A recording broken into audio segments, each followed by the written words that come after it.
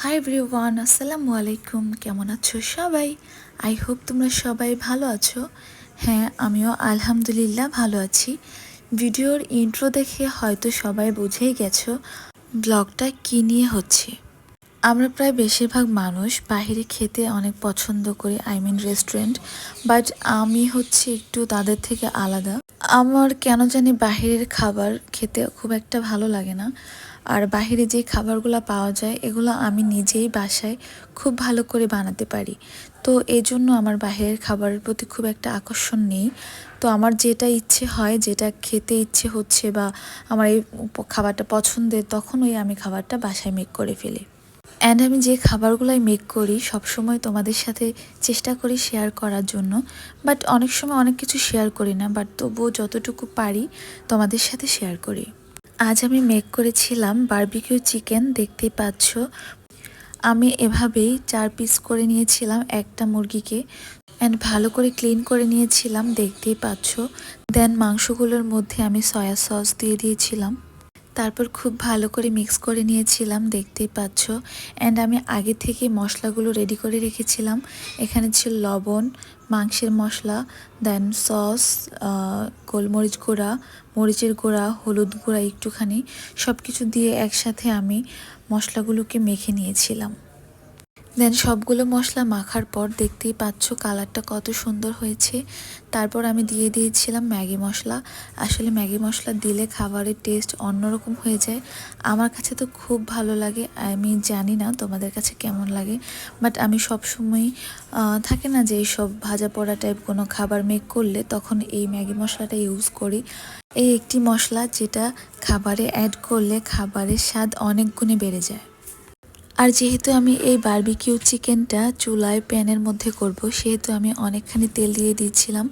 দেন হচ্ছে মুরগিগুলোকে ভাজার জন্য কড়াইতে দিয়ে দিব খুব সুন্দরভাবে।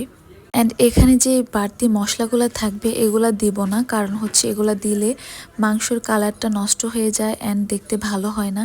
এটা আমি পরে ভেজে দেন হচ্ছে আমি মশলাটা করে দেন আমি চিকেনের সাথে অ্যাড করে নেব।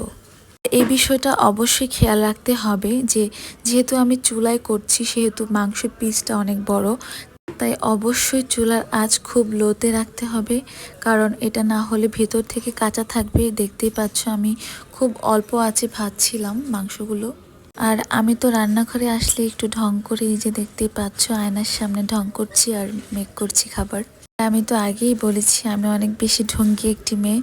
আমি রান্না বান্না সব কিছু করতে ভালোবাসি অ্যান্ড ঢংটাও একটু বেশি করতে ভালোবাসি। এই যে দেখতেই পাচ্ছ আমি মাংসগুলো উঠিয়ে নিয়েছিলাম, দেন যে মশলাগুলো ছিল সেগুলোকে খুব ভালো করে ভেজে নিচ্ছিলাম।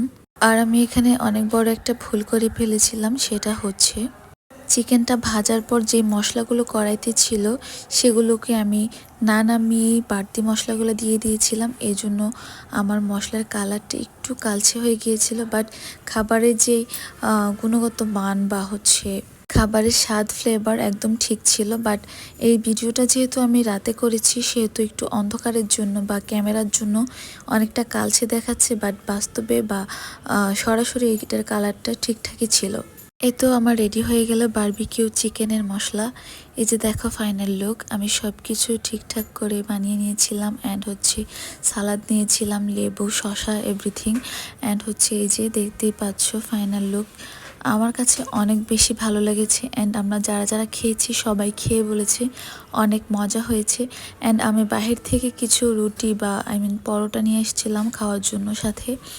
ট্রাস্ট মি, দেখতে যেমন সুন্দর হয়েছে অ্যান্ড খেতে অনেক বেশি সুস্বাদু হয়েছে। সো তোমরা যারা যারা আমার ভিডিওটি দেখেছো অ্যান্ড তোমরাও বাসায় ট্রাই করতে পারো। আই হোপ তোমাদের কাছেও ভালো লাগবে। আর ভালো লাগলে অবশ্যই লাইক ফলো করতে ভুলবে না। অ্যান্ড আমার এই ভিডিওটি তুমি কোথা থেকে কোন জেলা থেকে দেখছো অবশ্যই কমেন্ট করে জানাবে। ইনশাল্লাহ আবারও দেখা হচ্ছে আরও একটি নতুন ব্লগে। ততক্ষণ পর্যন্ত সবাই খুব ভালো থেকো।